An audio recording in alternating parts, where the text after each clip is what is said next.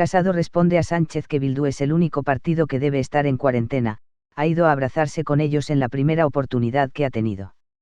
Hoy lunes, 25 de mayo, en rueda de prensa. Titulares. Critica que se ha pasado de un gobierno bicéfalo a otro acéfalo y de la tragedia a una farsa, donde no hay nadie al frente del timón. El líder del PP pide explicaciones a Marlaska y su comparecencia en el Congreso por la destitución del jefe de la Guardia Civil en Madrid y denuncia la arbitrariedad a la hora de cesar a responsables por poner en cuestión actuaciones del gobierno. Propone un plan C, de certidumbre, de capacidad y de cambio de políticas de este gobierno para acabar con sus bandazos y considera una aberración jurídica que se mantenga el estado de alarma porque hay mecanismos para regular la desescalada. Transparencia, eficacia y mayor coordinación en la gestión, reclama el líder del PP, que considera que la desescalada se ha hecho a trompicones y de manera espasmódica, en la que la imagen más gráfica es un pollo sin cabeza. Denuncia la macabra simbología que supone pactar con los bilduetarras y anticipa que no será la última vez que Sánchez lo haga. No fue un error de estrategia sino una estrategia errónea, subraya Casado quien señala, por menos de esto hicieron destituir a Pedro Sánchez del PSOE. Afirma que el PP jamás pactará con Bildu, jamás negociará con él, y si Pedro Sánchez lo hace, que tenga el coraje de explicar sus razones sin echar la culpa a los demás. Asegura que Sánchez ha traspasado el Rubicón al blanquear con sus pactos un partido que no ha condenado la historia criminal de ETA. Ha cambiado los pactos de la Moncloa por los pactos de Estella, afirma en referencia a los acuerdos con la banda terrorista en los años 90. Afirma que no es admisible que el PSOE defienda que para salvar vidas tengan que pactar con el partido que justifica el asesinato de más de 800 personas y que hay muchos socialistas a los que les causa estupor ver su logotipo en un acuerdo formal al lado del de Bildu. Del engaño se puede llegar al ridículo, y Pedro Sánchez lleva ya demasiados meses haciéndolo. Considera una falta de respeto que Sánchez diga que España es el más fuerte de esta crisis con más de 30.000 fallecidos, 4 millones de parados y un gobierno que depende de Bildu y los independentistas. Lecciones no nos van a dar, dice al gobierno sobre la propuesta de renta mínima al recordar que fueron presidentes autonómicos del PP como Fraga, Gallardón, Valcárcel, Monago o Ceniceros los primeros en instaurarlas en CCAA. Aboga por introducir la tarjeta única para que cada prestatario tenga unificadas todas las ayudas, que sean justas y que lleguen a los que les hace falta. Habla de que nadie quede atrás y cada vez hay más gente en las colas del hambre de las que no habla el gobierno. Exige al gobierno que no eche por tierra derogando la reforma laboral el esfuerzo de tantos españoles que superaron la anterior crisis y advierte que hay una línea recta entre la UE y Estados Unidos, que estará muy pendiente de lo que proponga el Ejecutivo para salir de la crisis. El desafío Iglesias sobre Sánchez es el que está forzando a hacerlo, añade. Recuerda que los PGE del PP cumplieron ayer 2 años y que una cosa es predicar y otra dar trigo. El PSOE predica y el PP da trigo, afirma antes de advertir de la subida masiva de impuestos que plantea el Partido Socialista y que afectará a las clases medias de nuestro país. Anuncia la presentación de una comisión en el Senado para estudiar fórmulas para superar la crisis social y económica, denuncia la falta de interés de Sánchez en llegar a acuerdos en la Comisión de Reconstrucción y propone que el Pacto Cajal por la Sanidad lo apruebe el Congreso cuanto antes. Reclama que las medidas pactadas por Sánchez para los ayuntamientos de País Vasco y Navarra sean iguales para todos. No criticamos que se haga, sino que no se haga en toda España. Pedimos igualdad para todos, mientras la izquierda favorece a los que le dan sus votos. Reclama los informes de la Abogacía del Estado que justifican las medidas para mantener el estado de alarma y que se hagan públicos en el Congreso, así como los informes de los expertos y el nombre de los mismos. En primer lugar, sobre la desescalada, ya lo avisé el pasado miércoles, pienso que el Gobierno está ahondando en una estrategia a trompicones, casi espasmódica, en la que la imagen más gráfica es pues, que parece un pollo sin cabeza, porque no es coherente en las decisiones que toma, como ha pasado en los últimos meses, pero tampoco en las que hemos conocido en la última comparecencia del presidente del Gobierno el sábado. Habla de que el estado de alarma es imprescindible, pero dice que hay una campaña triunfal de que hemos salido más fuertes, dice que es imprescindible mantener la ampliación del confinamiento, pero dice que se puede volver a los espectáculos deportivos o a la Liga de Fútbol. Habla de que los turistas internacionales están muy bien recibidos en España, pero mantiene una cuarentena que hace casi imposible que vean atractivo nuestro país. O anuncia una renta mínima, pero sigue sin pagar 1 millón de prestaciones por ERTE que no llegarán como pronto hasta el 10 de junio. o habla de que nadie quede atrás, pero cada vez hay más gente ya en las colas del hambre, de las que habla demasiado poco este gobierno. Por eso, nosotros veníamos ya diciendo hace un mes lealmente que había otra forma de hacer esta desescalada. Lo hicimos después de apoyar 3 prórrogas y de respaldar la puesta en marcha del estado de alarma. Lo hicimos con mucha más lealtad que otras oposiciones. Yo le ponía el otro día el ejemplo de Obama, una persona muy querida por algún miembro de este gobierno que está criticando muy abiertamente al señor Donald Trump y que, sin embargo, no creo que eso sea desleal, sino simplemente dar una opinión, y eso que él es un exmandatario. Podría hablar de todas las oposiciones de nuestro entorno que nunca han dado estas prebendas constitucionales tan amplias a un gobierno. Otra cosa es cómo las ha aprovechado el gobierno. Por tanto, esta desescalada seguimos pensando que no se está haciendo bien, y sobre todo los bandazos. Recordábamos el otro día la frase de Felipe González: rectificar es de sabios, pero hacerlo todo el tiempo es de necios. Y creo que este gobierno empieza a hacer uso de la segunda opción. Rectifica demasiado y además de una forma no transparente. El segundo punto es precisamente sobre esa opacidad en los pactos. Lo vimos en el intento de prorrogar el estado de alarma y lo vimos en su pacto con Bildu. Algo que quiero decir es que no es la primera vez que este gobierno pacta con los herederos de Batasuna. De hecho, es presidente del gobierno gracias a los votos de Bildu, tal y como se lo restregaron en la sesión solemne de investidura en enero. También pactó con ellos no solo la mesa del Parlamento de Navarra, sino el gobierno foral y los presupuestos que mantienen a María Chivite al frente de ese gobierno. Y hemos visto cómo este miércoles volvía a pactar con ellos, y me atrevería a decir que no va a ser la última vez que veamos al gobierno pactar con Bildu, porque todo apunta a que el miércoles no fue simplemente un error de estrategia, sino probablemente fue una estrategia, en mi opinión, errónea, que es cambiar sus alianzas electorales hacia la izquierda radical. Y a nadie se le oculta que con los votos de Esquerra, de Bildu, de Más País, y simplemente le haría falta otro mazo del BNG o de Compromís, tiene ya esa alianza Frankenstein de la que hablaba el ya fallecido Alfredo Pérez Rubalcaba, y que negó en campaña electoral, y que ahora, para no asumirla, intenta culpar a los demás. Lo que pasa es que en ese intento de hacer responsables a los demás ha llegado a paradojas macabras. No es admisible que se diga que tiene que pactar para salvar vidas con el partido que justifica el asesinato de 800 inocentes. No es admisible que le eche en cara su pacto con Bildu a un partido que tiene entre sus filas a más de 20 víctimas del terrorismo, como tampoco creo que es admisible para la militancia socialista y para algún líder territorial que ya han dicho que le causa estupor ver su logotipo en un acuerdo formal al lado del logotipo de Bildu y con las firmas de sus máximos representantes parlamentarios. Creo que Pedro Sánchez ha intentado hacer la cuadratura del círculo, que es corregir a Lincoln diciendo que se puede engañar a todo el mundo todo el tiempo, pero al final se vio claramente el miércoles que esto no es así. El problema es que del engaño se puede llegar al ridículo, como ya le decía yo hacía unas semanas, recordando al presidente Tarradellas. En política lo único que no se puede hacer es el ridículo, y Pedro Sánchez lleva haciéndolo ya demasiados meses, en especial con este pacto. La única cuarentena que hay que tener, en mi opinión, en política democrática a la hora de llegar a pactos formales es con Bildu.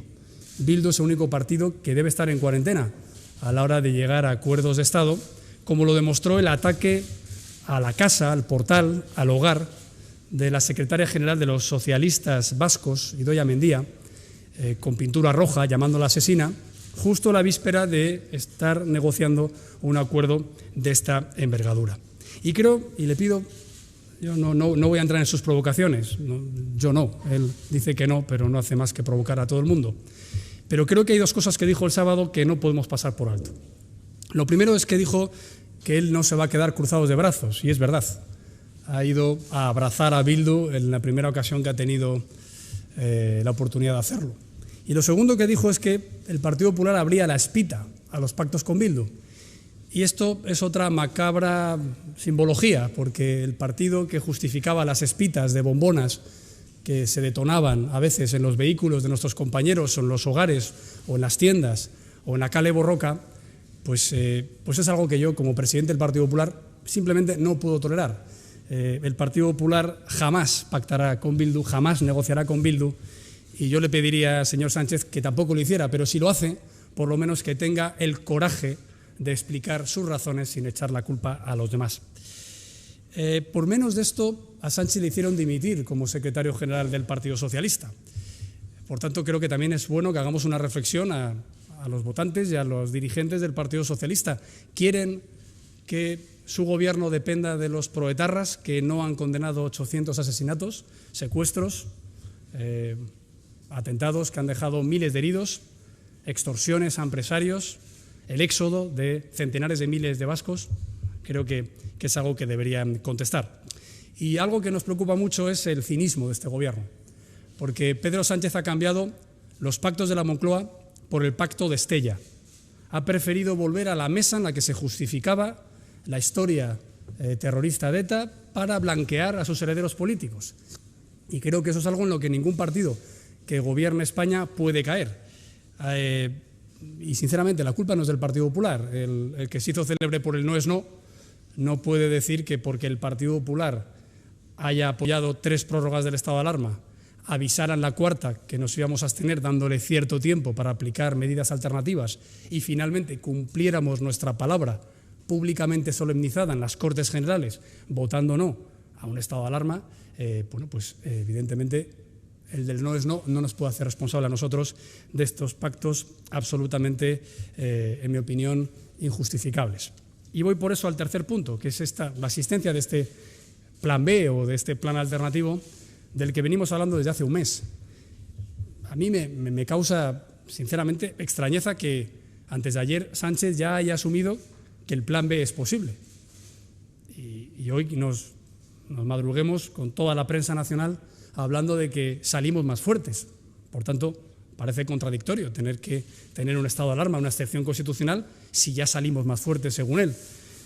Aunque me gustaría preguntar si para Pedro Sánchez salimos más fuertes con 30.000 fallecidos, si salir más fuerte es tener 4 millones más de parados, si salir más fuerte es tener un gobierno que depende de Bildu y de los más radicales a la izquierda y en el independentismo. Yo creo que es algo que falta el respeto a todas las personas que lo están pasando tan mal en términos sanitarios y en términos económicos. Y yo le recomendaría que, ya que hace esta inversión en los medios de comunicación, por ejemplo, hiciera como el New York Times y publicara en esa portada y contraportada el nombre de las 30.000 víctimas que en España, que sepamos a nivel oficial, han perdido la vida por el coronavirus. Hacer propaganda a costa del contribuyente y de forma triunfal con lo que estamos viviendo, creo que es una mala idea y sobre todo es contradictorio, insisto, con el discurso apocalíptico de que si no hubiera estado de alarma, pues no sé quién sería responsable de muchos muertos, muchos contagios, como dijo el mismo sábado. Por tanto, si ya Sánchez dice que hay un plan B, lo dice de facto, porque habla ya de un estado de alarma asimétrico, comunidades autónomas fuera del estado de alarma y otras dentro de él, lo cual es una aberración constitucional y jurídica, pero ya implica que solo demoscópicamente Sánchez rectifica y solo acierta cuando rectifica. Yo le vuelvo a pedir que nos explique, entonces, cuáles son los informes de la Abogacía del Estado que esgrimió, que leyó, o mejor dicho, el otro día, el miércoles, en el Pleno. Leyó un papel que le escribieron y luego no supo explicarnos por qué ese mismo informe habla en boca de la vicepresidenta de que sí que se puede modificar una ley orgánica que limite la movilidad entre provincias y ahora diga él que el estado de alarma puede operar solo en algún territorio de España. Por tanto, yo lo que pido es que haga públicos, como hemos solicitado formalmente en el Congreso, ese informe de la Abogacía General del Estado. Por cierto, le recordamos que aún tiene que hacer público los informes de los supuestos expertos y su nombre, porque esta es la opacidad en la que está trabajando Pedro Sánchez y es completamente opuesta a un Estado de Derecho. Nosotros insistimos en que sí que hay plan B. Es un plan B de desescalada jurídica en 3 fases: legislación en vigor, con el uso de 3 leyes sanitarias ordinarias para mantener el mando único sanitario y de servicios sociales, y 2 leyes en materia de seguridad y una orgánica en materia sanitaria para limitar la movilidad entre provincias. Aún no me han dicho por qué esto no se puede aplicar y ya estaría aprobado desde que hace un mes le dijéramos que le dábamos una abstención para poder tener esos 20 días que marca el reglamento del Congreso para modificar una ley orgánica. Esto es lo que han hecho los países de nuestro entorno, en el que tengo que recordar que ya solo Hungría y Polonia siguen en estado de alarma dentro de la Unión Europea de los 27. Los demás, solo la mitad utilizaron algún tipo de excepcionalidad constitucional, ya lo han levantado. El último fue el 18 de mayo y, sin embargo, la otra mitad nunca tuvieron que aplicarlo. Pero también me gustaría, en este caso, decirle que el plan B, o si lo prefiere, el plan alternativo, se puede aplicar también en materia sanitaria y en materia económica, ahora que está asumiendo ya una desescalada casi triunfal. Si no le gusta el nombre de plan B, llamémoslo plan C, ¿no?, que es de certidumbre, de credibilidad, de confianza, de coherencia, de capacidad, de competencia, de cambio, en definitiva, de las políticas de este Gobierno.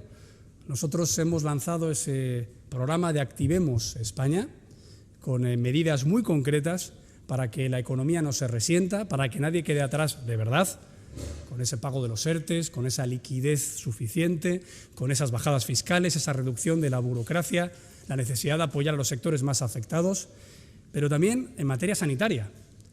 ¿Cómo es posible que el Gobierno, después de un mes pidiéndolo el Partido Popular, haga ahora obligatorias las mascarillas? ¿Es que en plena o pico, como dicen ellos, de contagios no eran necesarias? ¿Por qué ahora?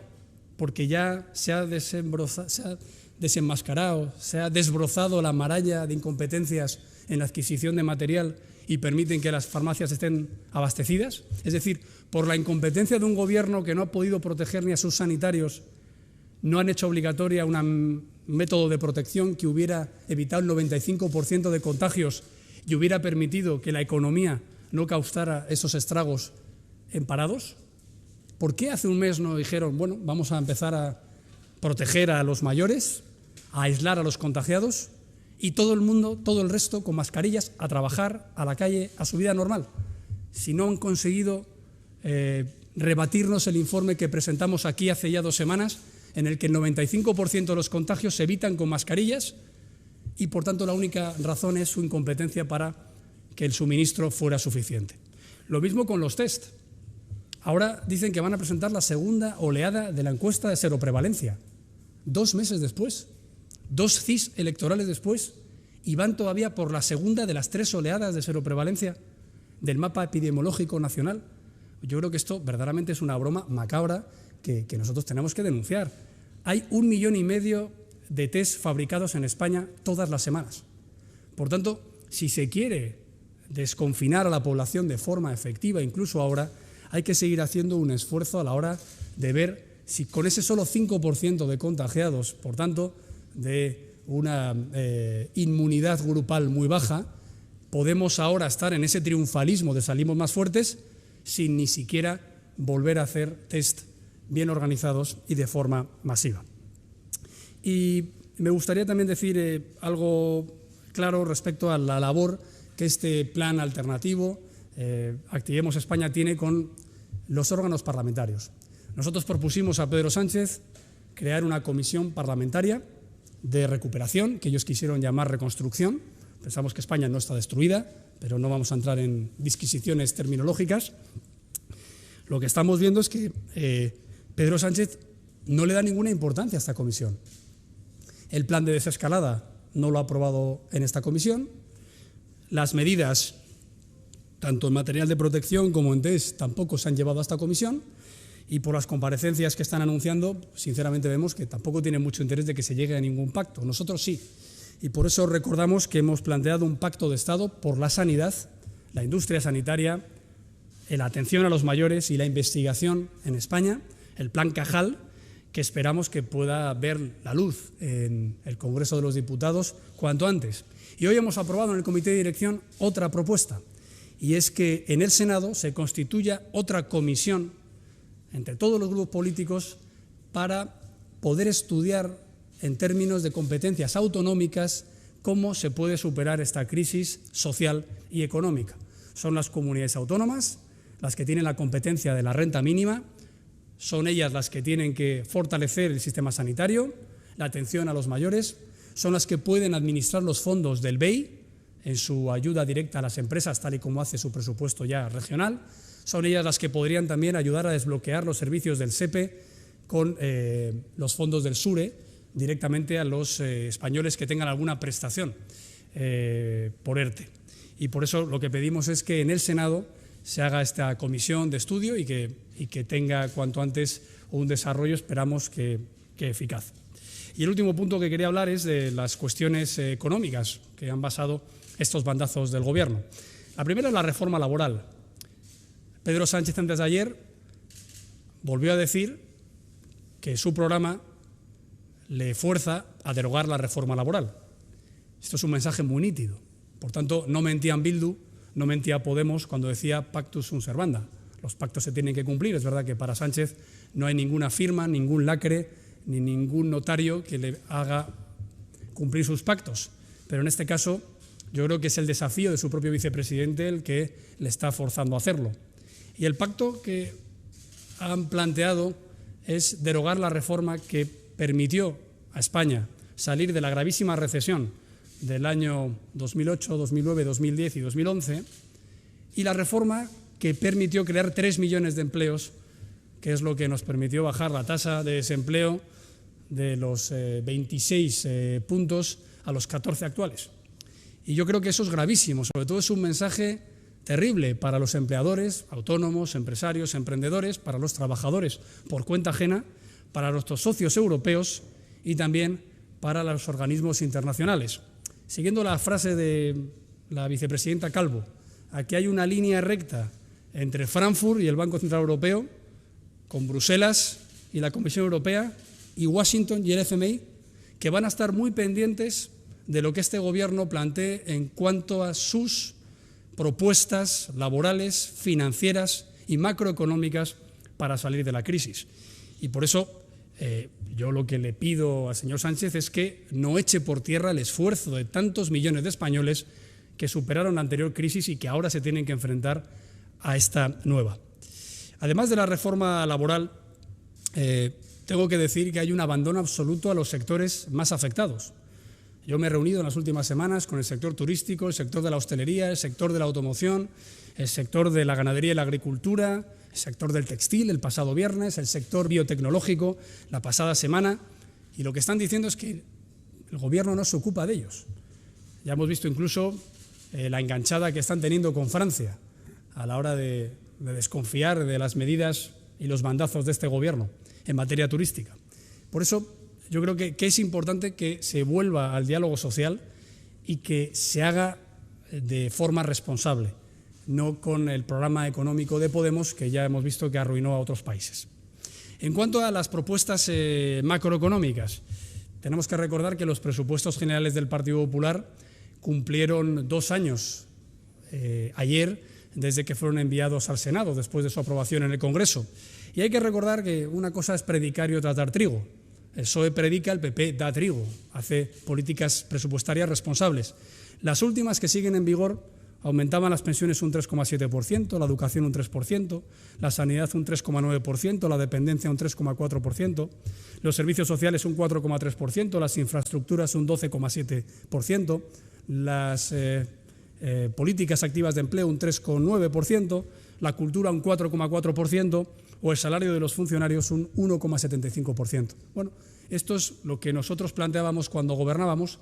Ahora vemos que lo que plantea el Partido Socialista son subidas masivas de impuestos que acabarán afectando a las clases medias y a la recaudación por IVA, porque las clases más humildes ya están exentas desde nuestra última reforma fiscal y las clases más altas ya están diciendo los analistas fiscales que pueden tener muy poca recaudación porque tienen otras fórmulas o otros capitales en el extranjero si son empresas multinacionales. Y en el caso de estas propuestas, lo que pedimos es que nos hagan con desigualdad. Este es el tercer punto económico que les quería comentar, el penúltimo, y es que hemos visto una gran desigualdad a la hora de llegar a acuerdos con Bildu y con Podemos que benefician a algunos ayuntamientos del País Vasco y Navarra y no a todos los ayuntamientos españoles como nosotros pedimos, y es que puedan hacer uso del superávit para políticas de apoyo a los afectados por COVID-19 y que no incauten los 28.000 millones de euros de estos ayuntamientos, sino que les dejen ayudar a sus vecinos y se haga un fondo municipal para los ayuntamientos que no tengan superávit. Por tanto, Pedimos simplemente igualdad para todos. La izquierda se llena la boca con la igualdad y luego es desigual y solo intenta favorecer a aquellos que le dan sus votos a cambio de 5 abstenciones, en este caso quizá para ir dopado a unas elecciones autonómicas. Pedimos igualdad para todos. No criticamos que eso se permita hacer en País Vasco y Navarra, criticamos que no se permita hacer en el resto de España. Y lo mismo con las autonomías. Sánchez antes de ayer volvió a amenazar a las autonomías a que los fondos de esos 16.000 millones se tengan que discutir en el Congreso de los Diputados para volver a entrar en el mercado persa de los votos de los partidos minoritarios. Y oiga, esto no es así. Eso se tiene que dirimir, se tiene que negociar en el Consejo de Política Fiscal y Financiera. Sobre todo esos fondos, esos 5.000 millones que dice el Gobierno que son para aquellos gobiernos autonómicos que han visto más resentida su recaudación. Con esto que está insinuando, que las autonomías que bajan impuestos y que bonifican impuestos van a ser a la discriminadas a la hora de repartir los impuestos de todos los españoles. Bueno, yo creo que esto es el riesgo que hay, también por supuesto en los 10.000 millones de euros de reparto a las ayudas por COVID, y yo le pido que especifique esto y lo lleve al Consejo en el que se tiene que hacer. Y sobre la renta mínima, nosotros somos un partido que siempre hemos defendido que nadie puede quedar atrás. Fue Fraga quien instauró la renta mínima en Galicia, Valcárcel en Murcia, Gallardón en Madrid, Herrera en Castilla y León, Monago en Extremadura, Ceniceros en La Rioja. Por tanto, lecciones sobre esta ayuda a las familias sin ingresos no nos van a dar. Pero sí que pedimos que se haga con transparencia y responsabilidad, que se recupere nuestra propuesta de tarjeta única, para que cada prestatario tenga centralizada la cifra de ayudas del Estado, de los ayuntamientos, de las autonomías o incluso de las provincias, en las diputaciones que las tengan, y que todo esto se haga de una forma justa, que no haya personas que cobren una prestación sin necesidad de hacerlo y que, sin embargo, no le falte nada a aquellos que esta crisis les ha dejado en una situación de vulnerabilidad. Sí que pedimos que este Gobierno se tiene que ocupar antes de las prestaciones a las que tienen derecho, como los ERTEs, antes que ya considerar a esas familias personas que necesitan una red última de solidaridad como es la renta mínima. Y sí que pedimos que se cancele ese plan de modificar el 0,7% a las entidades que hacen acción social por toda una clase de entidades que hacen simplemente acción para la sociedad. Entendemos que es muy importante otros campos medioambientales o en relación a la despoblación, pero por la vulnerabilidad que tenemos ahora es importante que ese 0,7 vaya directamente a aquellas entidades que están ayudando directamente en banco de alimentos, en comprar los alimentos esenciales, a esas colas del hambre que, por desgracia, con otro gobierno socialista vuelven a protagonizar demasiadas imágenes en los medios de comunicación. Y por último, ya acabo diciendo lo primero que decía, que queremos transparencia, eficacia y queremos, sobre todo, que haya mayor coordinación en la gestión de esta crisis. Hemos pasado de un gobierno bicéfalo a un gobierno acéfalo. No hay ninguna cabeza que esté sujetando el timón, no hay nadie al volante. Se repite la historia y de la tragedia hemos pasado ya a una farsa, como hemos visto en esta semana, que probablemente oculte un cambio de bloques hacia la mayor radicalidad y, por tanto, hacia las peores recetas que van a agravar una crisis tremenda de la excepcionalidad constitucional en la que nos ha tenido este Gobierno durante 2 meses. Pasamos a la excepción social y económica, una vez más, con un Gobierno de izquierdas al frente. Nosotros hemos planteado nuestra alternativa, nosotros tenemos nuestros equipos de gestión en autonomías, en ayuntamientos, tendemos la mano para poder hablar en las comisiones parlamentarias del Congreso y esperamos en la del Senado de cómo podemos salir de esta crisis, pero eso sí, no nos pueden hacer responsable de su incompetencia o de sus alianzas ideológicamente sectarias. Y estoy a su disposición. Muy bien, Marta. Buenas tardes, presidente. Quería preguntarle, acabamos de conocer que se ha destituido, el señor Marlaska ha destituido al jefe de la Guardia Civil en Madrid. ¿Podría tener relación con los informes que está se están investigando sobre el señor Simón. Bueno, quería saber qué valoración le merece. Y como el presidente dijo el sábado que la legislatura tiene voluntad de que dure 4 años, ¿cree que este pacto con Bildu va a tratar de reeditarlo de cara a los presupuestos generales del Estado? Gracias. Sí, gracias, Marta. Sobre el cese en un domingo por la noche del máximo responsable de la Guardia Civil de la Comandancia de Madrid, yo ya puedo avisar que vamos a pedir en el Congreso explicaciones de inmediato y la comparecencia del ministro de Interior. No es un cargo menor y, sobre todo, las informaciones que nos llegan es que puede estar relacionado con la investigación de un juzgado de Madrid sobre las manifestaciones del 8 de marzo. Por tanto, pedimos transparencia, rendición de cuentas y que no haya arbitrariedad a la hora de cesar a responsables simplemente porque estén investigando o estén poniendo en cuestión las actuaciones del Gobierno. Esto lo vimos ya en la Abogacía del Estado, ahí está el señor Val, esto lo hemos visto también en algunos expertos o fiscales cuando se intentó nombrar, y de hecho se hizo, a la fiscal general del Estado, y yo creo que ahora la Guardia Civil, con el prestigio que tiene y el apoyo social que tiene, y yo el primero que apoya a todo el cuerpo, no puede seguir con estas agresiones, como vimos también a un general pidiendo que se investigara en redes sociales cualquier comportamiento crítico contra el Gobierno. Este Gobierno no puede ser tan tóxico a la hora de afectar a las instituciones más prestigiosas del Estado, entre ellas a la Guardia Civil, que desde aquí le mando todo mi apoyo a todos sus integrantes, pero sí nuestra máxima petición de responsabilidad, o por lo menos de respuestas a sus responsables políticos. Sobre los presupuestos, bueno, parece ser que ahora ya hay muchos periodistas que han hecho las cuentas, y el Partido Socialista, con Podemos, Más País, Esquerra Republicana, Bildu y alguno de los otros 2 partidos regionalistas de izquierdas, suman para unos presupuestos generales. Y, por tanto, pues quizá por eso Sánchez trató de esa manera a Ciudadanos y al PNV en la última negociación de la prórroga del estado de alarma. Pero bueno, yo no tengo esa información, simplemente digo que no me extrañaría, porque aunque Sánchez lo intente ocultar a veces con argumentos tan ridículos como que la culpa es del Partido Popular, pues hay que recordar que esos son los que le hicieron presidente. Entonces, pues ahí están los votos de su investidura, y ahí están los votos en tantos gobiernos en Cataluña, en Navarra y a lo largo y ancho de comunidades autónomas como la Comunidad Valenciana, Baleares o ayuntamientos en Galicia o en País Vasco, donde ya vemos que el Partido Socialista de Pedro Sánchez siempre ha preferido a los partidos radicales que mirando al centro. Y es que esto no es una novedad, por eso yo siempre digo que no es que Pablo Iglesias sea el radical y Pedro Sánchez no le quede más remedio que pactar con Pablo Iglesias.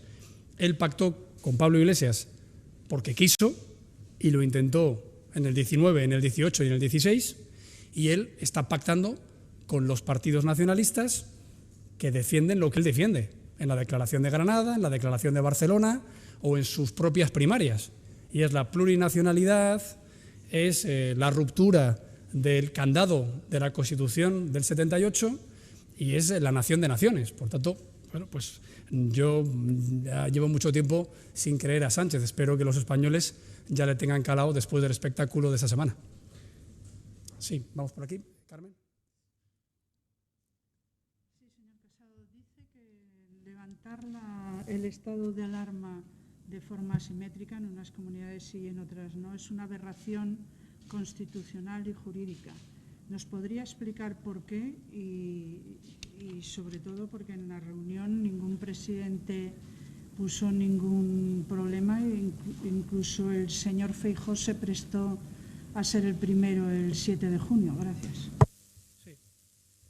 Bueno, no me refería exactamente a levantarlo, sino a todo lo que estamos viendo en sus explicaciones jurídicas. De hecho, el estado de alarma, por definición, en el artículo 116 de la Constitución y en la ley orgánica que lo desarrolla, dice que solo puede limitar la circulación en lugares y momentos determinados. O sea que desde ese punto de vista sería más apropiado que el uso que se le ha dado en los últimos 2 meses. Creo que sí que es una aberración constitucional decir que solo con el estado de alarma se puede limitar, tal y como nosotros hemos demostrado en toda la legislación que venimos explicando desde hace un mes. Sobre todo, yo creo que el problema que tiene Pedro Sánchez son los bandazos. No puede ser que una ley orgánica no sea suficiente para mantener la limitación de movilidad entre provincias y ahora sí que se puede hacer parcheado en distintas provincias. La excepcionalidad constitucional no puede durar eternamente. Y, por tanto, si ya está la propia vicepresidenta, está diciendo que puede haber una modificación legal en una ley orgánica como la del 86 para que se mantengan esas limitaciones, creo que es bueno salir de la excepcionalidad constitucional cuanto antes. Sí, vamos así. Miriam. ¿Qué tal? Muy buenas tardes. Yo quería preguntarle por las manifestaciones que hemos visto este fin de semana en Madrid, entre ellas las que vimos en coche de Vox. Me gustaría preguntarle si cree que ese es el formato y también el tono que utilizaron algunos de sus dirigentes en esa manifestación. Muchas gracias. Bueno, nosotros no solemos opinar de la labor que hacen otros partidos de la oposición y por tanto, las iniciativas que hagan otros partidos. No entramos a valorarlas. Sí que tengo que decir que nosotros ya hemos dicho que el legítimo derecho a criticar al Gobierno o el legal y constitucional derecho a manifestarse ha sido recogido en esta situación de excepcionalidad por los distintos tribunales superiores de justicia y lo único que pedíamos es que se hiciera con todas las medidas de seguridad para no poner en riesgo a otras personas, como parece que mayoritariamente se hizo el pasado sábado, si mal no recuerdo, y bueno, los hechos concretos que se han hecho, como por ejemplo la agresión a una periodista de La Razón, cuentan con nuestro rechazo más rotundo, como si se hubieran producido en otra movilización convocada por otro partido. Sí, Mariano.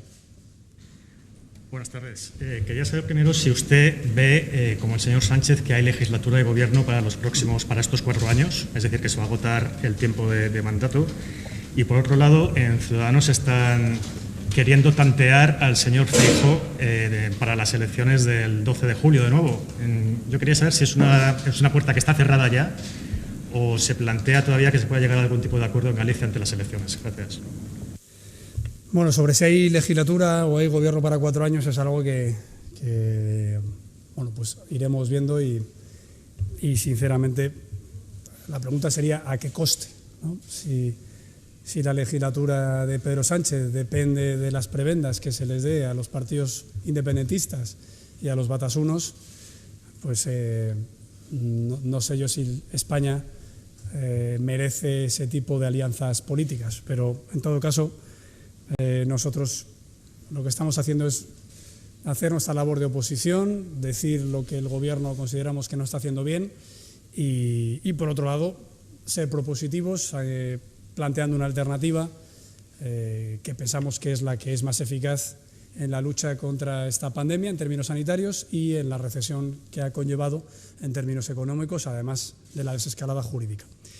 Y en cuanto a las elecciones en Galicia y en el País Vasco, nosotros con Ciudadanos ya hemos ratificado nuestra coalición electoral para el País Vasco y en Galicia pues esas negociaciones no dieron lugar a una colaboración de listas conjuntas y por tanto no consideramos que haya ningún cambio de aquí a que se cierren las listas electorales.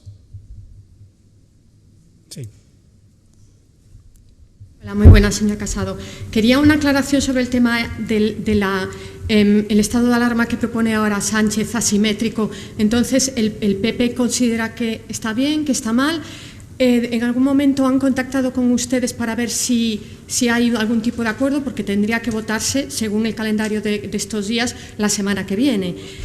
Y después también quería preguntarle qué le parece las semanas de luto que ha anunciado Sánchez a partir de mañana, si cree que esto es suficiente y si propone alguna fecha para el funeral de Estado o le han propuesto desde el Gobierno, como líder de la oposición, alguna fecha para ese funeral de Estado anunciado.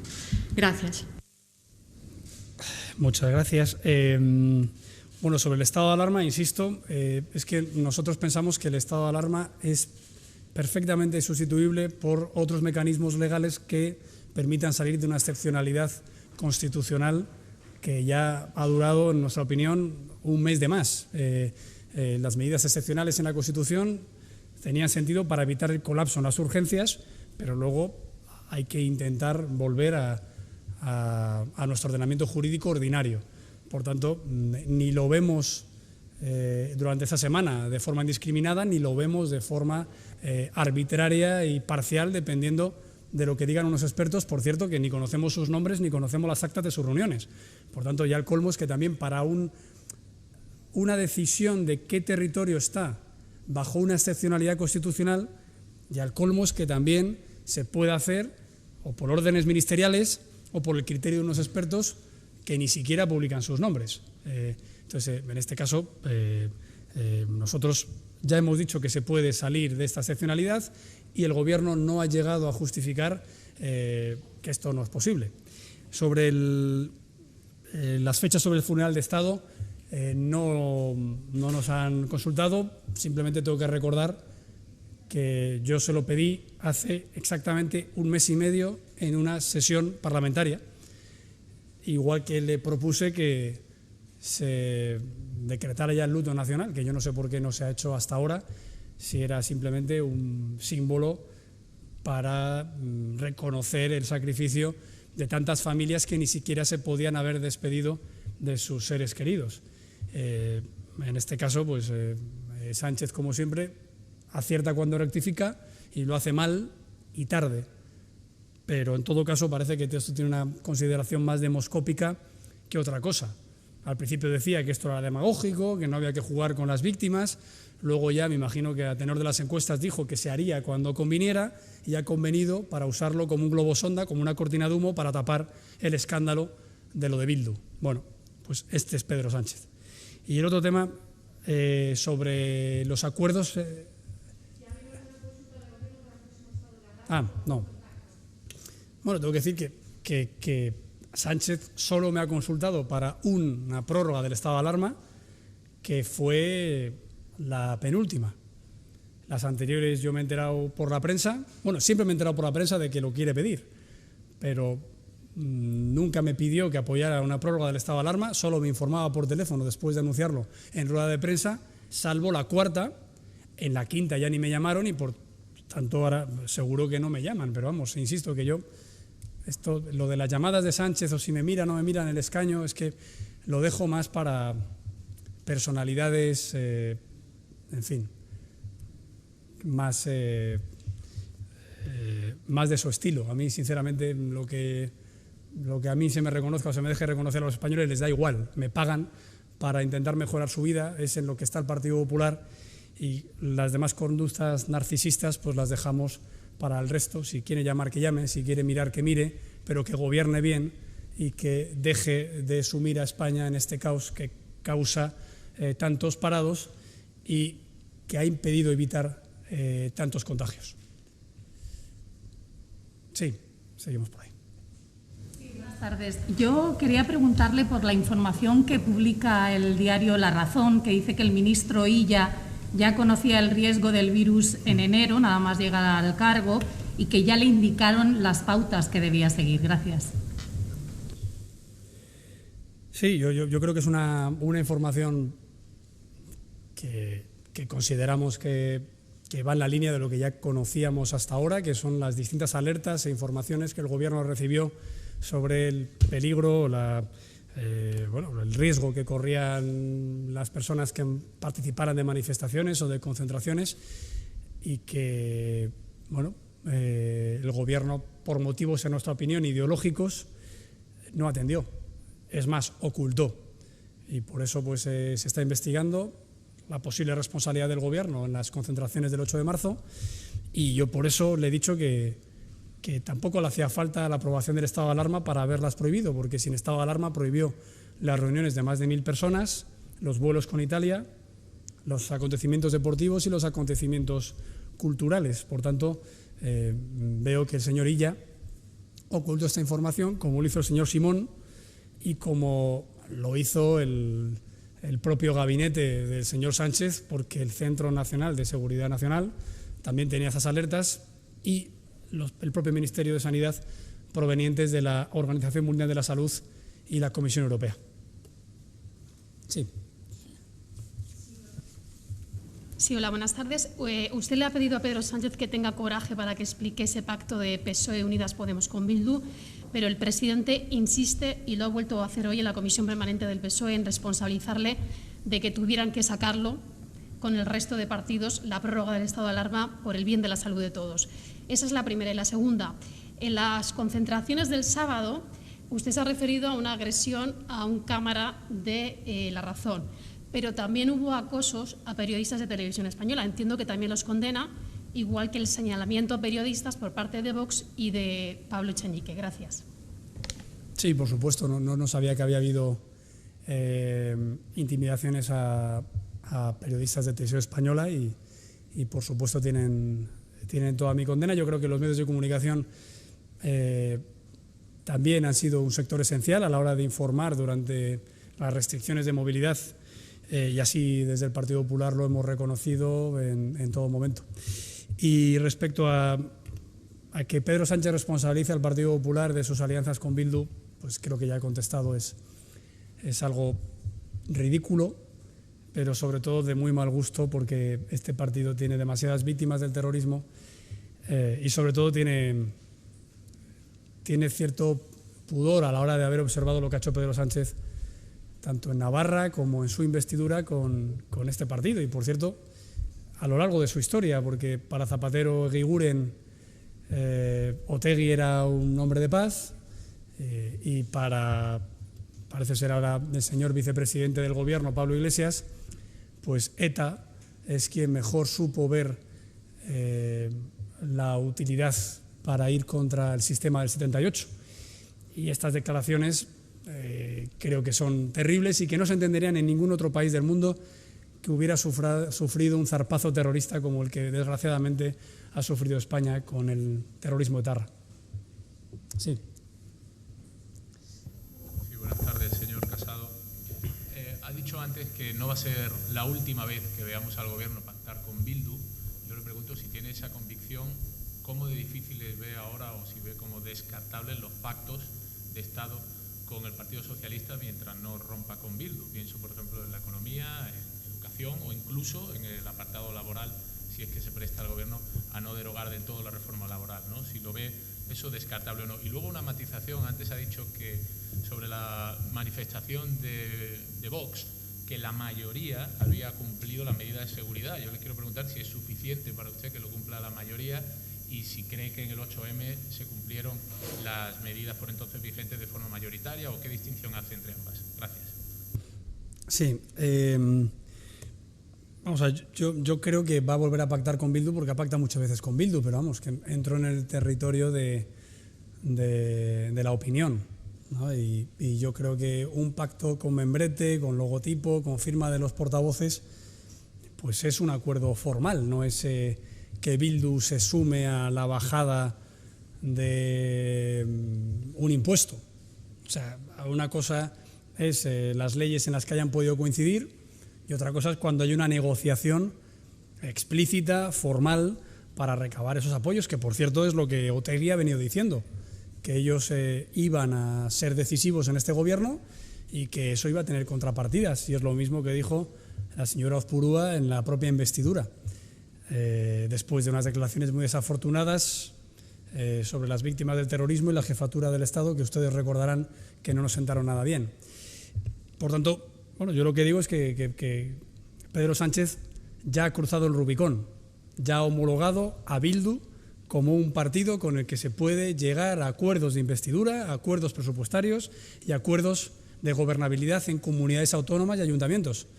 Y es muy peligroso, porque en ese momento se blanquea la historia criminal de una formación política que aún no ha condenado 800 asesinatos en España, entre ellos una docena de militantes socialistas, y yo simplemente lo que tengo que constatar es la realidad. Y luego sobre las concentraciones de este sábado, bueno, es que tampoco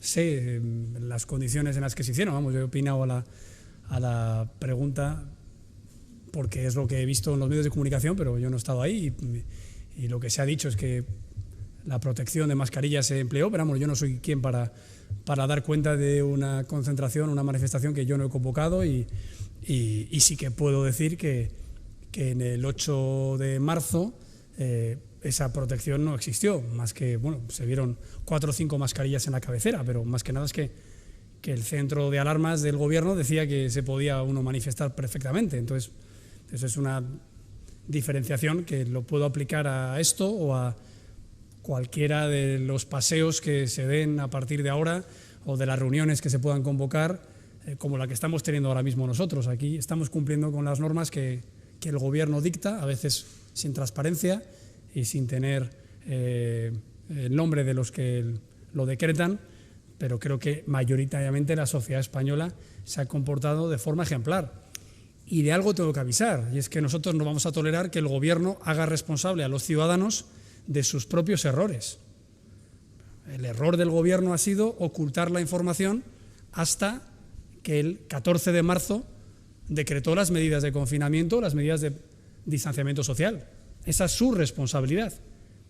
Y a partir de ahora, con un gobierno además que no ha tenido empacho en utilizar la supuesta ley Mordaza para multar a 1 millón de españoles y ponerles 300 millones en multas, en lo que casi ha sido comparado con un estado de control absoluto, bueno, sinceramente creo que la responsabilidad es de ellos. Es decir, en España te pueden identificar un policía si vas por la calle con tu mujer. Sin embargo, no podemos identificar a los expertos que decretan a qué hora puedes salir con tu mujer por la calle. Bueno, pues esto es un estado con un control orwelliano tremendo. ¿Que sea proporcionado o no a los estragos de la pandemia? Bueno, pues ahí entra nuestra opinión y lo que pensamos que se tenía que haber hecho. Más test, una desescalada más específica y no tan masiva y no tan indiscriminada. Pero sobre todo, hombre, un gobierno que no le ha temblado el pulso para ser tan fuerte con la población civil, recluyéndolos en sus casas, identificándolos cuando les ha dado la gana y multándolos hasta en 1 millón de ocasiones. Ya el colmo es que ahora diga que cualquier rebrote es culpa de aquellos que van con su mascarilla o sacan a sus niños como algún político ha insinuado, diciendo, bueno, es que esto es una bomba masiva porque se sale con los niños a un parque. Hombre, no. Otra cosa es que yo ya lo he dicho mucho tiempo. Me causaba una honda preocupación ver en las franjas horarias que establecieron desde hace un mes salir a muchísima gente muy pegados sin mascarillas. Por eso hemos dicho que lo lógico sería, antes de haber dicho de 8 a 10 se puede salir y que hayamos visto calles, sobre todo en las grandes capitales, llenas de gente muy cerca el uno del otro, lo lógico hubiera sido es salir, no en franjas, con mascarilla. Eso está en la hemeroteca, lo llevo pidiendo un mes. Y por tanto la responsabilidad será del gobierno, porque tantos contagios puede haber en las franjas horarias en las que la gente ha salido a correr o la gente ha salido a pasear, como los que supuestamente pueda haber ahora en un barrio de Aluche, de Madrid, por salir a protestar o salir, desgraciadamente, a pedir ayuda solidaria. Y eso es algo que lo quiero decir ya de entrada, que la responsabilidad es del gobierno y no hay gobiernos más irresponsables que los que se ocultan en el burladero de la población, más cuando la española ha sido tan ejemplar y tan disciplinada en estas medidas, a veces tan indiscriminadas y tan, en mi opinión, desproporcionadas. Pasamos ya al Zoom. Vale, muy bien. Sí. A participar en esta comparecencia de prensa con todas las medidas de seguridad. Vamos y abrimos también el canal de Zoom para que puedan preguntar todos aquellos periodistas que no han venido hasta la sede nacional. Empezamos con las preguntas de Ana Martín de Es Diario. Les pido a los compañeros periodistas que en el margen de las posibilidades hagan una pregunta por medio de comunicación para que todos podáis preguntar. Ana, la palabra es tuya. Buenas tardes, señor Casado. Yo quería preguntarle por la postura, el voto del PP en el pleno del miércoles en lo que se refiere a la convalidación del decreto sobre la extensión de los ERTE hasta el 30 de junio, puesto que fue algo en lo que usted mismo insistió mucho ante Pedro Sánchez, si van a votar, por tanto, afirmativamente. Muchas gracias, Ana. Sí, muchas gracias, Ana.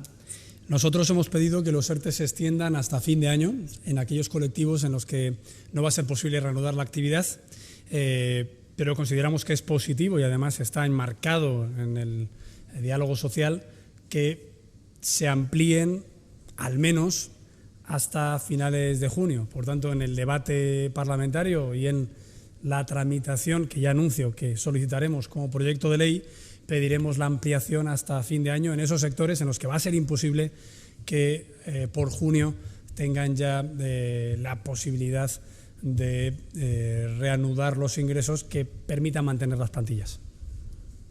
.es, Íñigo. Hola, señor Casado. Respetando las reglas que nos ha establecido el vicesecretario de Comunicación, le formularé una única pregunta. Lo cierto es que el único cambio que ha habido en los 2 últimos meses respecto a las prórrogas del estado de alarma, además de que el Partido Popular ha pasado del sí al no, ha sido que Ciudadanos ha pasado del no al sí. Es decir, que Sánchez, las nuevas mayorías con las que cuenta Sánchez son gracias a Ciudadanos, dado que EH Bildu se ha mantenido siempre en la abstención. Me gustaría saber qué le parece esta nueva posición de Ciudadanos y qué le parece que el Gobierno haya girado hacia los acuerdos con Ciudadanos. Gracias. Gracias, Íñigo. Ciudadanos ha estado siempre en el sí, no ha cambiado. Empezó en el sí, como nosotros, durante las 3 prórrogas iniciales. Nosotros nos fuimos a la abstención en la 4ª, ellos se mantuvieron en el sí, y en la 5ª nosotros fuimos al no, ellos se mantuvieron en el sí. Por tanto, el apoyo de Ciudadanos no ha cambiado y yo creo que el de Bildu, creo recordar que sí empezaron en el sí, pero bueno, en este caso tampoco lo voy a introducir como argumento discursivo porque no tengo la información exacta, pero lo que ha cambiado es un documento firmado por los 3 portavoces, evidentemente, con 3 contrapartidas muy evidentes. Una, la de las instituciones locales y forales en País Vasco y en Navarra. 2, la derogación íntegra, cierro comillas, de la reforma laboral. Y 3, algo que ha pasado un poco inadvertido, que el Gobierno tiene que informar a EH Bildu de cualquier progreso en esta desescalada del estado de alarma, lo cual creo que es homologar como actor político privilegiado a una formación, insisto, radical y defensora de la historia criminal de ETA. Entonces, bueno, pues eso es lo que tendrá que explicar Sánchez, pero vuelvo a insistir también un poco en la línea de la pregunta, que tampoco ha cambiado tanto incluso con eso, porque la señora Ezpurúa le recordó o le restregó a Pedro Sánchez que era presidente del Gobierno gracias a él. Y tengo que recordar que incluso en campaña electoral Otegi le restregó a Pedro Sánchez que los famosos decretos de los viernes les había pedido el Partido Socialista que los aprobara él. Y en Navarra negaron a Navarra Suma, que duplicaba en votos y escaños al Partido Socialista de Navarra, el Gobierno, solo tenían que abstenerse, y resulta que Bildu fue crucial para ese Gobierno y para los presupuestos de la comunidad foral. Entonces, yo insisto, o sea, yo entiendo al señor Vara y la estupefacción de tantos militantes socialistas de ver a su partido junto a Bildu, pero por desgracia no es nuevo y por tanto me parece ridículo que se diga que esto es por culpa del PP. E insisto en la explicación, primero porque el PP hace un mes que avisó. Por tanto, no hay ninguna sorpresa, no hay ninguna prisa en la negociación nocturna con Bildu, ¿no? Si el PP avisó un mes antes, claro, el problema de esto es que cree el ladrón que son todos de su condición. Yo sí cumplo mi palabra. Yo sí digo en sede parlamentaria que no voy a volver a votar que sí y paso a la abstención, a nadie le puede sorprender. Y si digo en la sede parlamentaria en la que anuncio la abstención que no voy a volver a tener un voto no negativo y luego voto en contra 15 días después, a nadie le puede sorprender. Yo creo que tenemos que hacernos mirar en la sociedad española el por qué la mentira oficializada no tiene un reproche social, electoral y mediático, si se me permite. Hay un presidente del Gobierno que apalancó su campaña electoral en que nunca iba a pactar con los independentistas y con Podemos. Y ha pactado con ellos. El Gobierno los tiene de vicepresidentes y de socios privilegiados. Bueno, pues esto en cualquier país del mundo hace dimitir al presidente. No hay que irse a Estados Unidos a los años 70 y 80 o 90 en cuestiones relacionadas con la mentira institucionalizada en sede parlamentaria.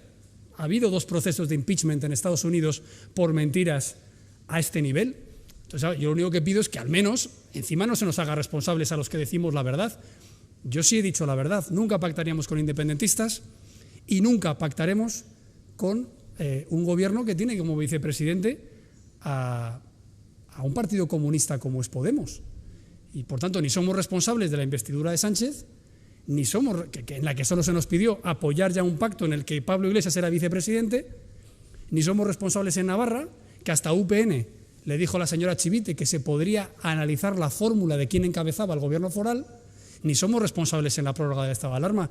Y yo simplemente pido que esto la sociedad española lo conozca, que no se puede mentir siempre todo el tiempo y encima hacer responsables a los demás, porque es el colmo del cinismo y de la hipocresía. Junquera, del periódico El País. Natalia. Hola, buenos días. Son 2 aclaraciones sobre lo que ha dicho y una pregunta.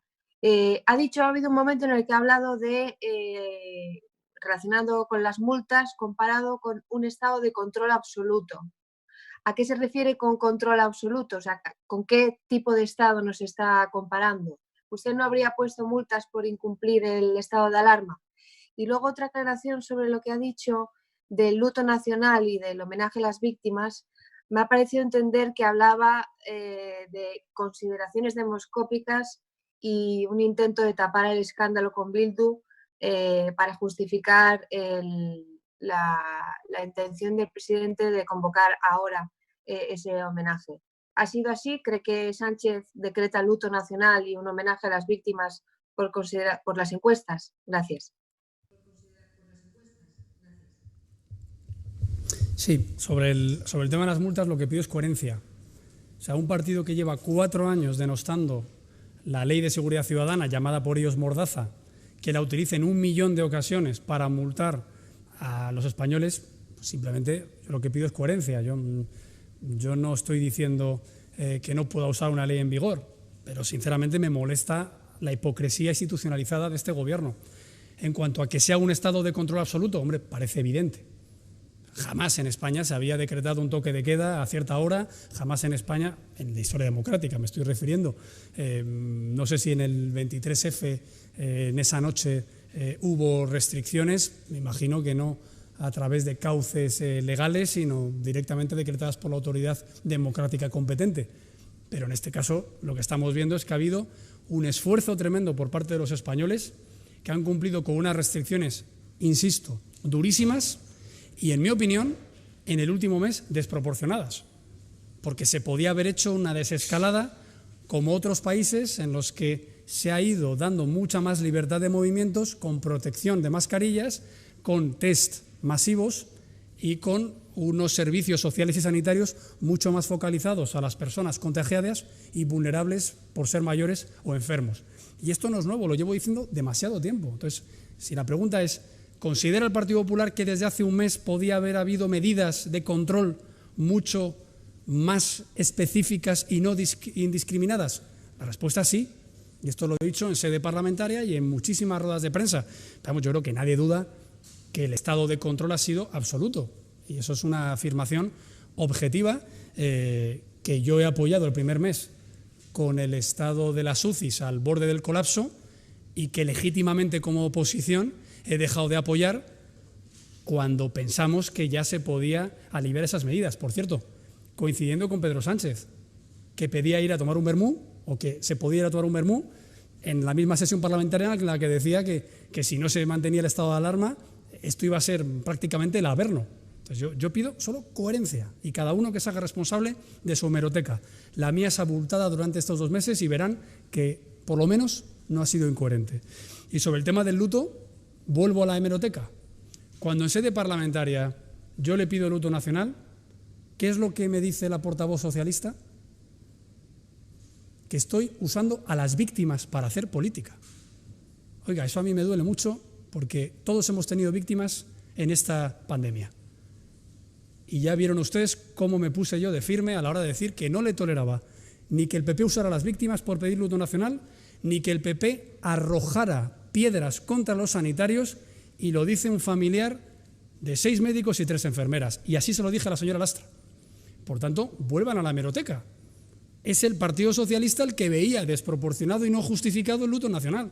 Que luego, un mes después, dicen que cuando pasemos a fase 1, bueno, pues tendrán que explicarlo, porque para mí tenía la misma justificación declarar luto nacional cuando estaban muriendo 900 personas al día, que ahora, que afortunadamente mueren menos de la 10ª parte. Entonces, quien tiene que explicar el cambio de opinión sobre por qué ahora hay luto nacional y por qué ahora se pueden hacer medidas de desescalada o de uso obligatorio de mascarillas es el Gobierno. Ya ve que no hablo del funeral de Estado. El funeral de Estado yo mismo dije que tenía que ser cuando acabara los contagios, y añadí otra cosa, y es inaugurar un monumento, un memorial en la ciudad de Madrid, como ya había hablado con el señor Almeida y la señora Díaz Ayuso.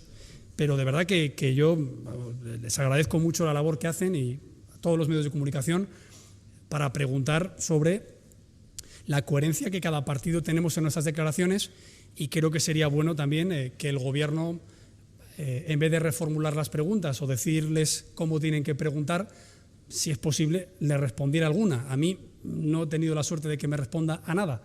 Llevo preguntándole sobre el recuento de las víctimas, las medidas de test o, por ejemplo, todas las cuestiones relativas al rescate europeo desde hace un mes, y me tengo que enterar por Frankfurt o por Bruselas, por poner otro ejemplo que hoy está muy de actualidad por las entrevistas en algún diario económico de algún miembro del Gobierno. Pregunta Marisa Piqueras, de la agencia Europa Press. Marisa. Buenas tardes, señor Casado. Yo le quería preguntar, porque el acuerdo del PSOE con Bildu ha provocado un gran malestar en el Partido Nacionalista Vasco, en el PNV. Quería saber si el Partido Popular se plantea retomar la relación con el PNV, que quedó, por así decirlo, algo debilitada tras la moción de censura contra el señor Mariano Rajoy en el año 2008. Y, en segundo lugar, permítame muy breve, sobre los 4 años de legislatura que quedan por delante y que decía el pasado sábado el presidente del Gobierno. Usted ha hablado en varias ocasiones en el Pleno de que va a haber un rescate a España. Quería saber si usted cree que esa máxima del presidente del Gobierno, esa declaración, se va a cumplir, y si cree que Podemos se bajará antes. Gracias.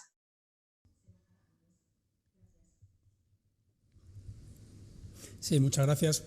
Bueno, en cuanto a la relación con otros partidos políticos, si por parte del Partido Nacionalista Vasco se va a pedir que no se derogue la reforma laboral, pues coincidiremos en ese sentido de voto, de acción política. Pero también tengo que recordar que nuestra posición ha sido y sigue siendo muy crítica en cuanto a la colaboración que el PNV ha tenido con el Partido Socialista a la hora de hacer una moción de censura contra un Gobierno con el que acababa de pactar unos presupuestos generales del Estado hace ahora 2 años, y también a nivel del Gobierno vasco, porque pensamos que la gestión de esta legislatura del PSE con el PNV, en circunstancias tan duras como, por ejemplo, la de la catástrofe de Zaldívar, ha dejado mucho que desear.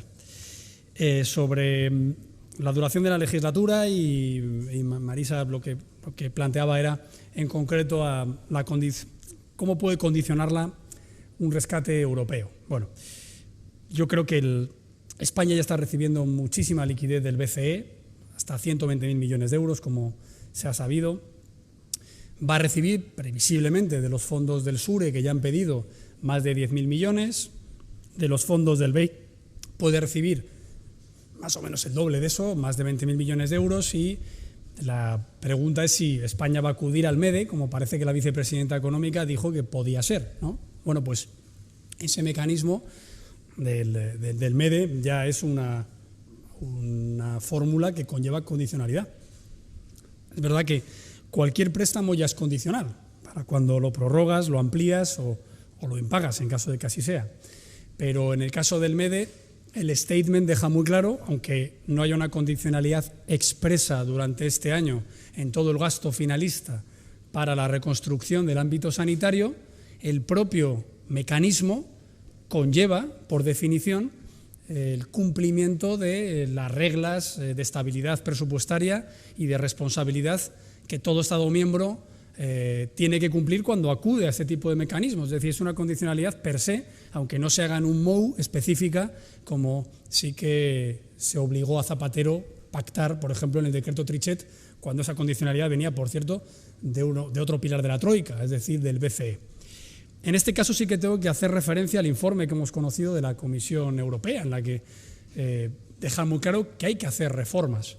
Y hablan incluso de que tiene que haber una convergencia a medio plazo en las políticas macroeconómicas que permitan volver a crecer y a crear empleo.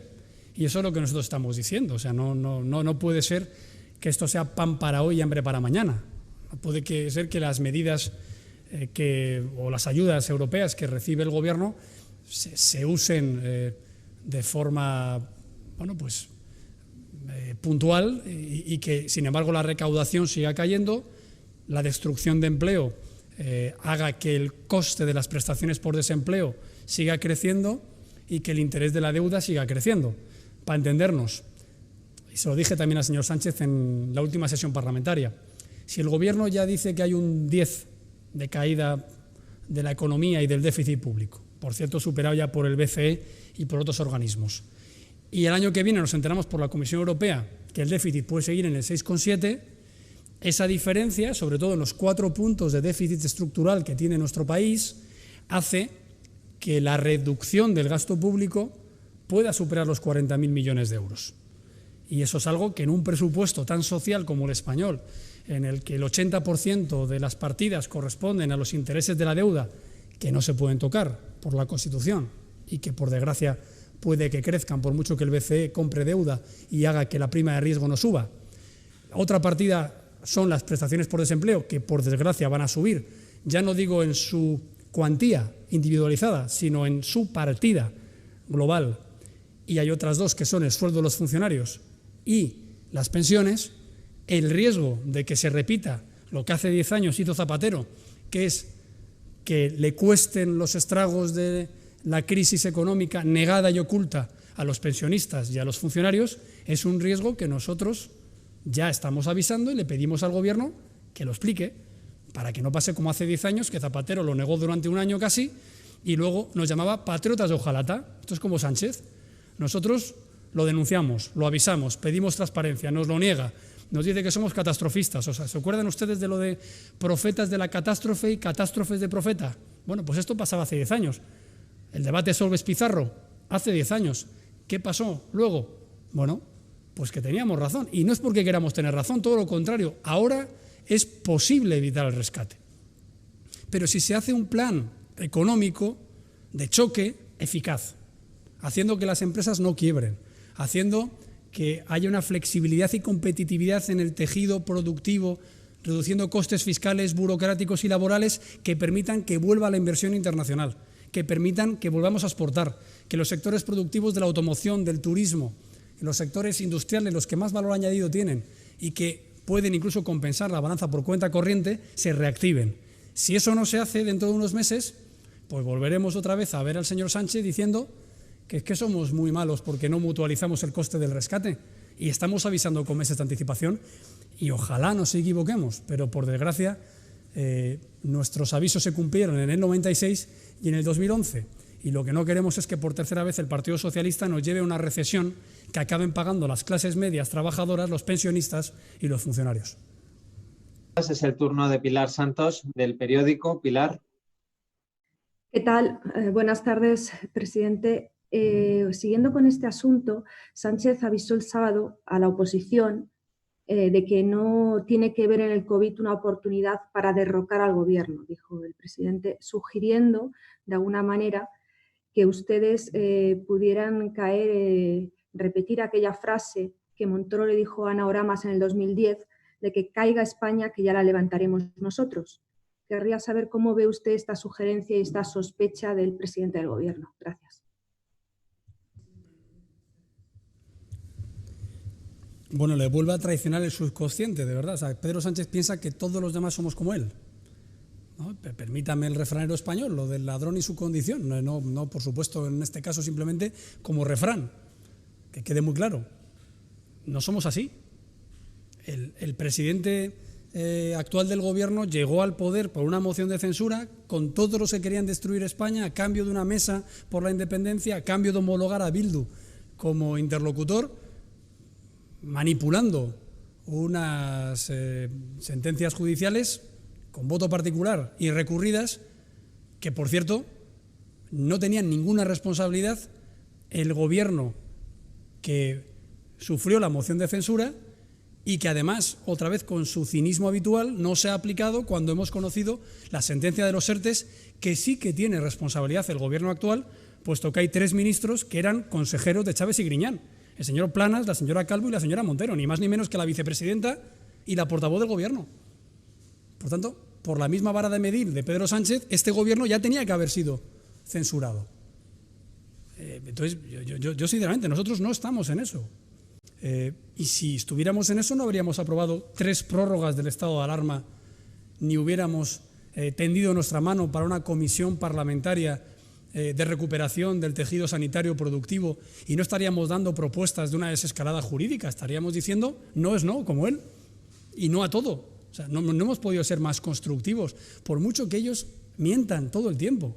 Ellos ponen el ejemplo de Portugal y claro, tienen la mala suerte de que yo tengo muy buena relación con nuestro homólogo en Portugal. Claro, es que mis declaraciones, con las mismas cifras de muertes y parados en relación a las de mi homólogo portugués, fueron mucho más generosas y mucho más laudatorias hacia Sánchez. No hay más que leer los discursos que yo he tenido en sede parlamentaria los primeros días. Usted no está solo, España es una familia unida, remaremos juntos, hay que remar juntos en la misma dirección. Aquellos, eso lo tapan, claro, y solo destacan cuando el Partido Popular, en su legítima labor de oposición, cuando lo estaban haciendo todo rematadamente mal, empezó a alzar la voz para que mejoraran su gestión. Y menos mal, porque gracias al PP se tomaron las medidas de contención iniciales, gracias sobre todo a las autonomías del Partido Popular. Galicia fue quien instauró los test masivos, Madrid quien pidió cerrar colegios, Murcia quien pidió limitar la movilidad entre provincias cuando colapsaban las urgencias, Castilla y León fue el primer gobierno que habló del estado de alarma en esa época, o Andalucía la primera autonomía que habló de central de compra sanitaria.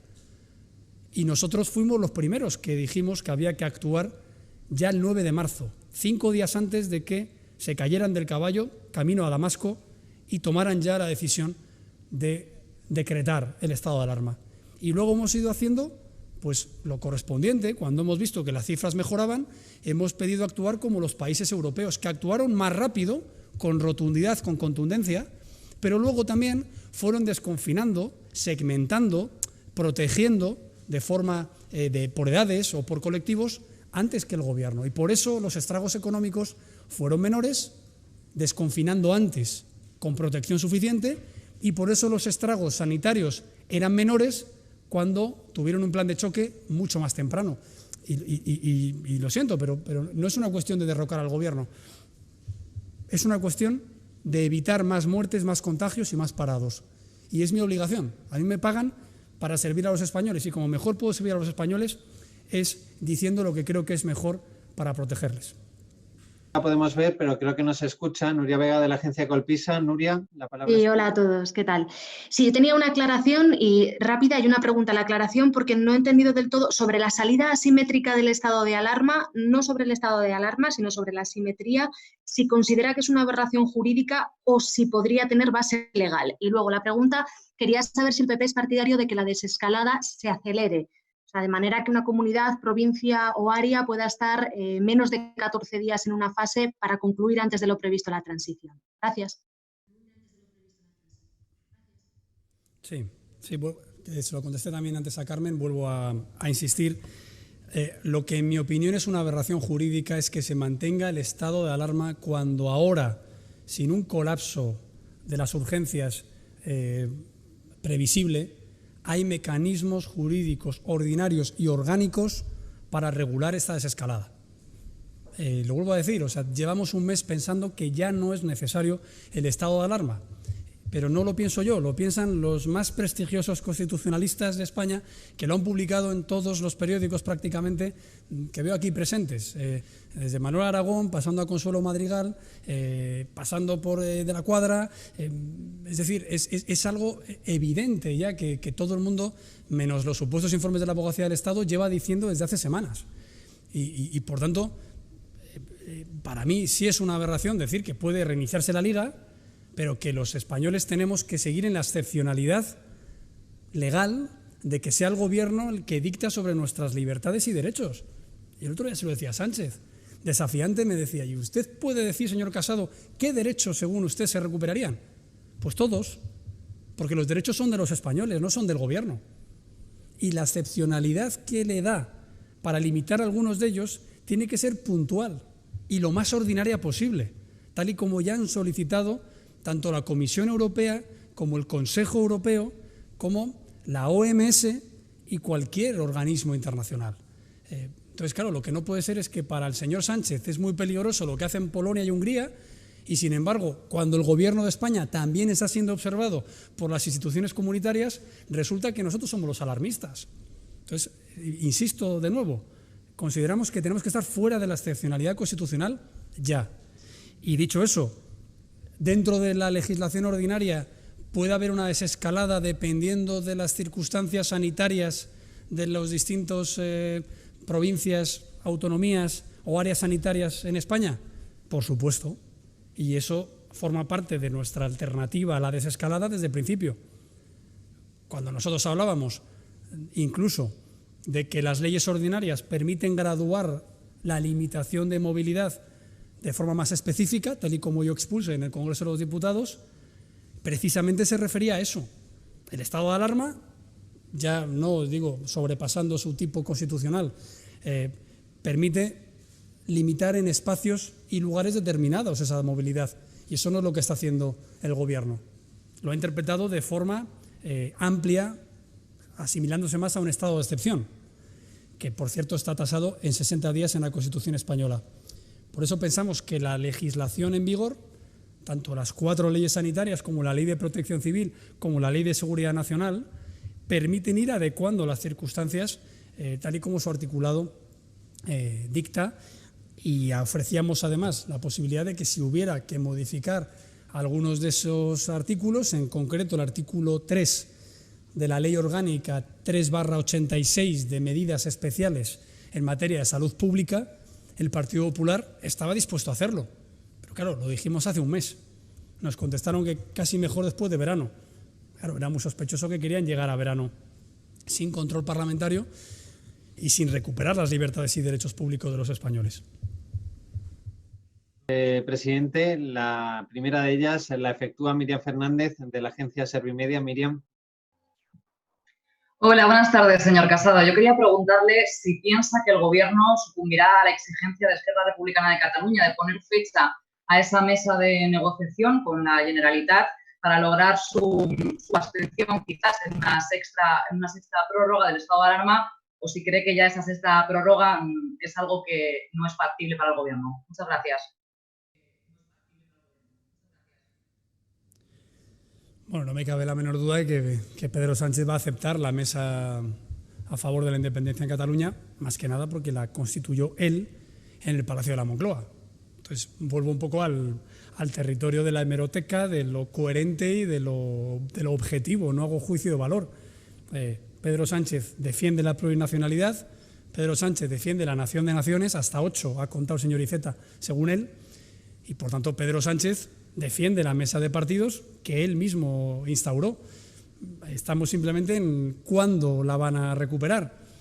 Pues dependiendo de los votos y de las prebendas que le pidan sus socios independentistas. Pero insisto, la culpa no es de Esquerra, la culpa es de Sánchez. Esquerra ya existía cuando gobernaba el Partido Popular. Nunca cedimos a sus peticiones porque pensábamos que eran malas para los españoles. Lo que debería hacer Sánchez es no ceder a las pretensiones de Esquerra o de Junts pel Cat porque son malas para la unidad nacional y, por supuesto, aún peores para la prosperidad y las libertades de los españoles que viven en Cataluña.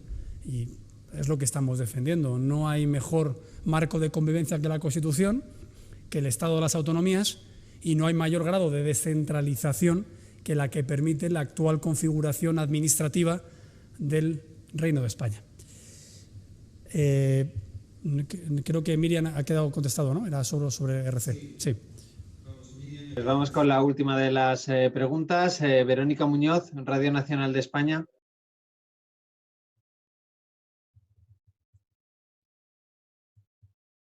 Verónica, tienes que instalarte. Verónica, no te estamos escuchando, te tienes que instalar. ¿Qué tal? Buenas tardes. Ahora sí, ahora sí. Buenas tardes, señor Casado. Le quería preguntar también una aclaración, ya que ha hablado de una aberración jurídica con este estado de alarma, además de medidas desproporcionadas del Gobierno, saber si la postura del PP, en caso de volverse a solicitar esa prórroga del estado de alarma, sería un no inamovible o hay un mínimo margen de negociación con el Gobierno en esta desescalada. Muchas gracias. Sí, nuestra posición es clara y es coherente con lo que hemos venido diciendo. Si el Gobierno vuelve a plantear la prórroga del estado de alarma, votaremos no, porque consideramos que es innecesaria, que hay una alternativa jurídica y que esta situación, insisto, en nuestra opinión, es aberrante. No se puede retomar la Liga, no se puede ir a una terraza 15 personas, no se puede celebrar a bombo y platillo que salimos más fuertes y, sin embargo, pretender tener poderes excepcionales y el control absoluto de las libertades y los derechos de los españoles. Y esto es algo gravísimo, de verdad, y creo que hay que tomárnoslo en serio, porque tampoco pensábamos que un gobierno pactaría nunca con los proetarras y nunca pensábamos que un gobierno sería rehén de los socios independentistas. Y, por tanto, este gobierno no tiene por qué tener ni una semana más poderes excepcionales que le sacan del ordenamiento jurídico ordinario, valga la redundancia, y creo que no es mucho pedir. Y por algo todos los países de nuestro entorno, repito, o casi todos, con la excepción de 2, han salido de la excepcionalidad constitucional. Y por eso el señor Charles Michel, la señora Ursula von der Leyen, pidieron a los jefes de gobierno que votaran el 26 de marzo una hoja de ruta que con el voto de Sánchez pedía salir de la excepcionalidad constitucional cuanto antes.